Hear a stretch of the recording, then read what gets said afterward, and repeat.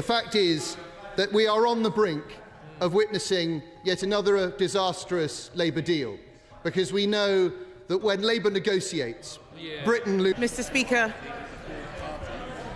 when Labour negotiates, Britain loses. He talks about a hat trick of deals. They are own goals. In 2020, the Conservatives concluded the Trade and Cooperation Agreement, the largest and most comprehensive free trade agreement in the world. We agreed to come back in 5 years to improve terms. This renegotiation should have been an opportunity to improve terms for our country. The terms are improved for the EU. And the Prime Minister can dress it up as much as he wants, but he has failed. It is bad for bills, it is bad for jobs, and it is bad for borders. This is not a deal made for Britain. This is a deal made for Labour's PR, to show them on the world stage. But it is a stitch-up for our country for their short-term headlines. Let's take the Prime Minister's abject failures one by one. First, on fishing. He has given away the prize most desired by EU member states and done so for almost nothing. Mr. Speaker, it is very easy to sign deals if you're prepared to give everything away for pennies. This deal locks out our fishermen until 2038. We are now in a worse position than the Faroe Islands, a set of islands with a population of Scarborough, but who get to have annual negotiations. And the Prime Minister quoted some organisations welcoming his deal. He doesn't listen to them normally, but he left one out deliberately. The National Federation of Fishermen's Organisations, who have described the deal as a surrender and a giveaway. This is a Prime Minister who would pay to give away his family silver. Why is the Prime Minister selling our fishermen down the river? Is it because they don't vote Labour? Sentences in this deal are hopelessly one-sided. We're making payments, but they are offering dialogue and consultation. This is a pitiful return for the country that leaves NATO in Europe with troops on the ground in Estonia defending our allies. Can the Prime Minister tell us why there's not a single word in his statement about the money we will now be sending to Brussels? And can he set out how much those payments will cost taxpayers?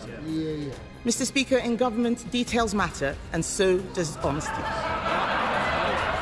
They're laughing, but this is a bad deal for the country. Look at them. This is how they laughed at the budget. They have no idea what it is they signed up to. He said he would stay out of the single market. He's going into the single market for agri-food, electricity and energy. He said he'd stay out of the customs union, but he is accepting EU tariff rules. How does he plan to stop the EU changing them to our disadvantage? He has no idea, neither do any of them. Because the British people know, Mr. Speaker, when they are being misled. They know that headlines fail. He didn't listen to the CBI on the jobs tax. He didn't listen to the FSB on the family farms tax. This deal has already unravelled. The damage is becoming clear. The political consequences will be huge. And here he is, trumpeting his success. And when he stands up in a moment, he'll deflect, he'll dismiss, he'll distract. But we all know the truth. This was a fiction of a speech, a fraud of a deal, a failure of a Prime Minister. Keir Starmer is now facing the most explosive rebellion of his political career. Hours after presenting what was framed as a breakthrough in rebuilding UK-EU relations, his entire strategy has backfired. Badly. Parliament, far from applauding the move, descended into chaos. What began as a calculated diplomatic gesture is now being viewed as an open act of defiance against the Brexit mandate. That promise has lasted about as long as his commitment to protect pensioners' winter fuel allowance. He said whatever was needed to win power, Mr. Speaker, and now he'll say whatever is needed to keep it, even if it means selling out our sovereignty, our businesses and the public. Our courts surrendering our judicial sovereignty. No, I mean, that's just wrong under the agreement. There's an independent arbitration. It's the same. It's the same as the Windsor framework, which you negotiated.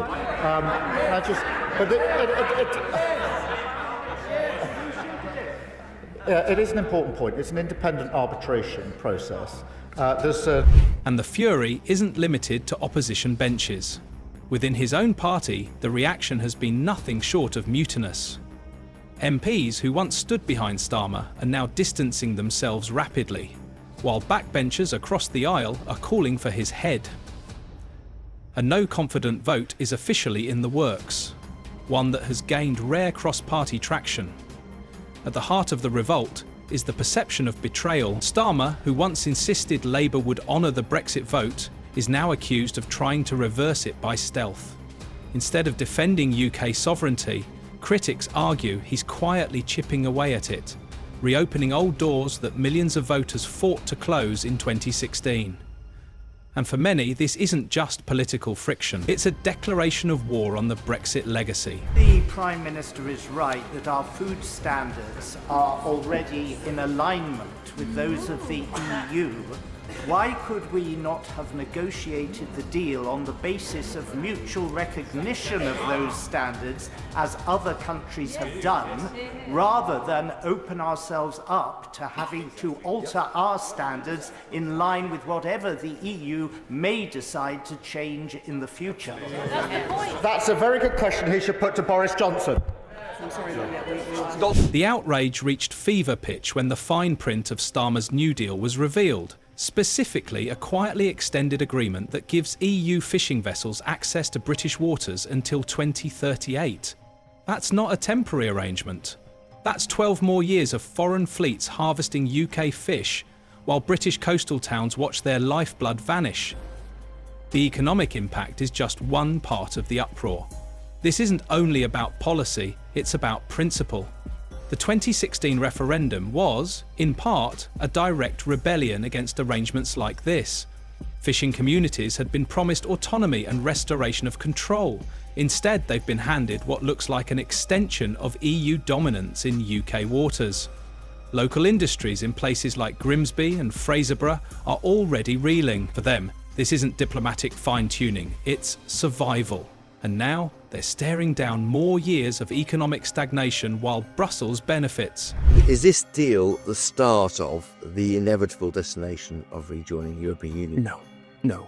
And it is a hard-headed assessment of where we are in the 2020s. It's moving away from the debates of the past.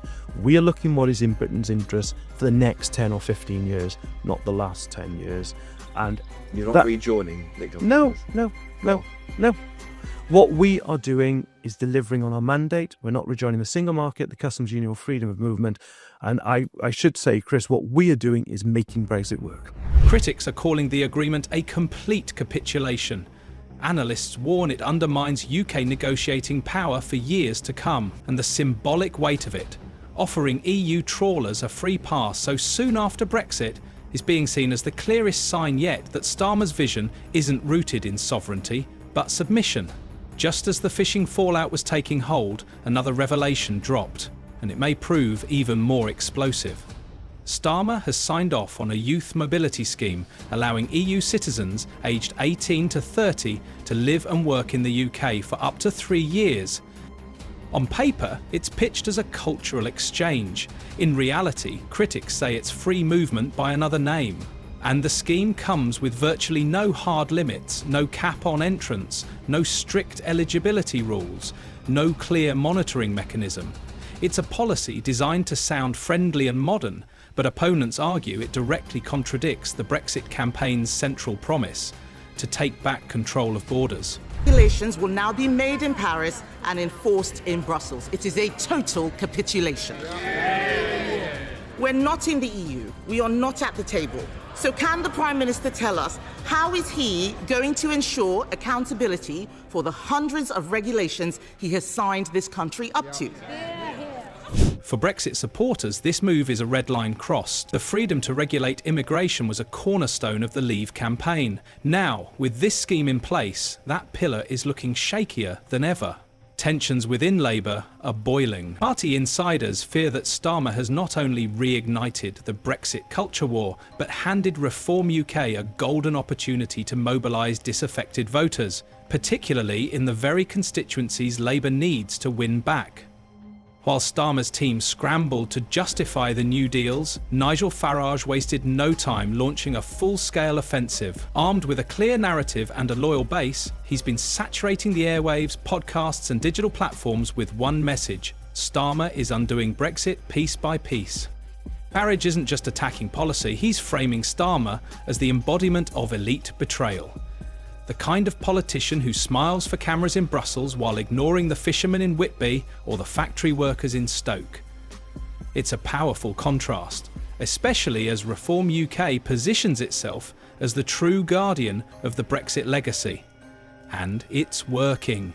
Online engagement for Reform UK has surged. Viral clips of Farage breaking down each element of the deal are being shared across TikTok and Telegram channels, frequented by young and disillusioned voters. Third, on energy. The Prime Minister has shackled us to the EU's emissions trading scheme. This means the government can no longer cut energy costs without the EU's permission. It will also unravel parts of the India FTA he's just negotiated. This isn't a technicality, it is a betrayal. The House should be in no doubt. This means higher bills, more pain and less flexibility. Fourth, on his own manifesto promises, the Prime Minister said that we would not rejoin the single market. He promised no new payments, that he would protect British interests. That promise has lasted about as long as his commitment to protect pensioners' winter fuel allowance. For Starmer, the optics are brutal. He's being painted as a globalist sellout at a time when voters are already fatigued by broken promises. Every handshake with Brussels is being turned into campaign ammunition. And while Labour spins the narrative as economic pragmatism, Farage's framing is proving far more emotionally potent. The deeper analysts dig into Starmer's so-called reset, the clearer the pattern becomes. This isn't a minor course correction, it's a sweeping realignment with the European Union, one that touches everything Brexit fought to break away from. The new framework ties the UK back into EU food and animal welfare standards, effectively placing British agriculture under external oversight once again. It also introduces provisions that give the European Court of Justice indirect authority in cross-boundary legal disputes, a red line for many Leave voters. And then there's defence. The agreement outlines stronger alignment with EU military coordination, including participation in early-stage planning with what some interpret as the framework for a future European army. These aren't technical tweaks, they're systemic shifts. And taken together, they represent a decisive pivot back toward Brussels, not just diplomatically, but institutionally. That most of what was announced yesterday was not a deal. There was no binding agreement on anything. Most of the items outlined are simply agreements to enter into further discussions we are already having. The Prime Minister is boasting that we will now avoid airport queues because we'll get access to EU e-gates. It sounds great, except it isn't true. Some airports already allow it. This deal does not guarantee it anywhere. Each country still has to agree. And that, Mr. Speaker, sums up this deal perfectly. It is a lot of spin to disguise the terrible substance.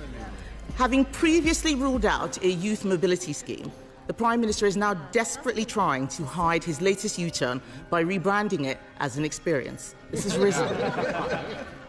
We have no details on any cap, no details on any time limit, which begs the question, why is the government talking about increasing migration before it has got a grip on the small boats or the legal migration system? I know the Prime Minister doesn't like answering questions, but people out there want to know, can we have some honesty as to what has been discussed? How many young European workers does the Prime Minister think would be acceptable? And will they be able to bring dependents? Even the defence commitment. Supporters argue these moves will stabilise trade and reduce friction, but opponents say it's a full-circle return to the very dependencies Brexit was designed to end. They warn that this sets a dangerous precedent where treaties are redrafted without electoral consent and hard-won autonomy is surrendered in the name of political convenience. With the public backlash growing, pressure inside Westminster has hit boiling point. Tory MPs are now openly discussing a formal no-confidence motion, while Reform UK is calling for an emergency general election. But what's sending shockwaves through Labour HQ is the internal unrest. Senior party figures once loyal to Starmer are beginning to waver. Whispers have turned into phone calls, backbenchers are rallying, and reports suggest a growing number of Labour MPs fear that sticking with Starmer could cost them their seats, especially in Brexit voting regions. For some, it's not about ideology anymore, it's political survival. What started as concern has morphed into quiet rebellion. Some Labour MPs are refusing media interviews altogether. Others are subtly distancing themselves from the deal. In private meetings, they've described the agreement as electoral suicide and warned that it could hand Reform UK a surge of first-time voters. In this deal are hopelessly one-sided. We're making payments, but they are offering dialogue and consultation. This is a pitiful return for the country that leads NATO in Europe with troops on the ground in Estonia defending our allies. Can the Prime Minister tell us why there's not a single word in his statement about the money we will now be sending to Brussels? And can he set out how much those payments will cost taxpayers? Mr. Speaker, in government, details matter, and so does honesty. They're laughing, but this is a bad deal for the country. Look at them. This is how they laughed at the budget. They have no idea what it is they signed up to. He said he would stay out of the single market. He's going into the single market for agri-food, electricity and energy. He said he'd stay out of the customs union, but he is accepting EU tariff rules. How does he plan to stop the EU changing them to our disadvantage? He has no idea, neither do any of them. Because the British people know, Mr. Speaker, when they are being misled. They know that headlines failed. He didn't listen to the CBI on the jobs tax. He didn't listen to the FSB on the family farms tax. This deal has already unraveled. The damage is becoming clear. The political consequences will be huge. And here he is trumpeting his success. And when he stands up in a moment, he'll deflect, he'll dismiss, he'll distract. But we all know the truth. This was a fiction of a speech, a fraud of a deal, a failure of a Prime Minister. Inside those closed-door meetings, Starmer is reportedly furious. Sources say he's lashed out at internal critics, branding them disloyal and threatening deselection. But the damage may already be done. Every day the story dominates headlines, Labour's position weakens, and what Starmer framed as bold leadership now looks, even to his own party, like political miscalculation on a historic scale. Starmer's strategy seemed clear.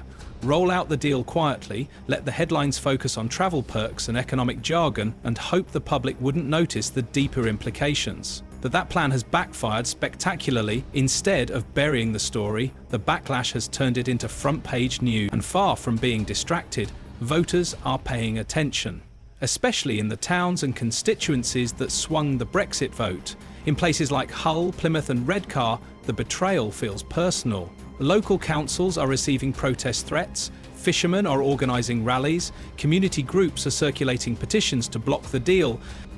Meanwhile, Labour's communications team is scrambling. They've tried to reframe the agreement as a modern Brexit, emphasising small benefits like reduced passport delays and streamlined customs processes. But these talking points are falling flat. To voters who backed Leave, saving a few minutes at passport control isn't worth handing Brussels back control over laws, borders and industry. The emotional core of Brexit was about self-determination. That's what people felt they won, and now they feel like it's being taken away. Quietly and without consent, the political aftershocks are now spreading beyond Westminster. Across social media, forums and call-in shows, one word keeps coming up: betrayal. Starmer may have envisioned this deal as a statesman-like reset, but it's landing as a direct insult to the 17.4 million people who voted Leave, and especially to those who believed Labour had finally accepted that mandate. And the timing couldn't be worse. Reform UK is rising in the polls, drawing support from both disillusioned Tories and fed-up Labour voters. Meanwhile, Starmer's approval ratings are starting to slip, and key marginal seats in the North and Midlands are suddenly in play again. This isn't just a policy debate. It's a foundational crisis about democracy, accountability and trust. By aligning so deeply with EU frameworks on trade, law, defence and migration, Starmer has reignited the very tensions that tore British politics apart in the first place. And as the no-confidence motion gains momentum, His leadership is hanging by a thread. This is more than just political theatre. It's a turning point, one that could fracture Labour, destabilise Parliament and rewrite the roadmap for Britain's future with Europe. If you found this breakdown informative, hit that like button. Leave your thoughts in the comments and subscribe to Britain Info for more real-time updates on UK politics. We're here to cut through the noise with facts, context and no filters. Thanks for watching.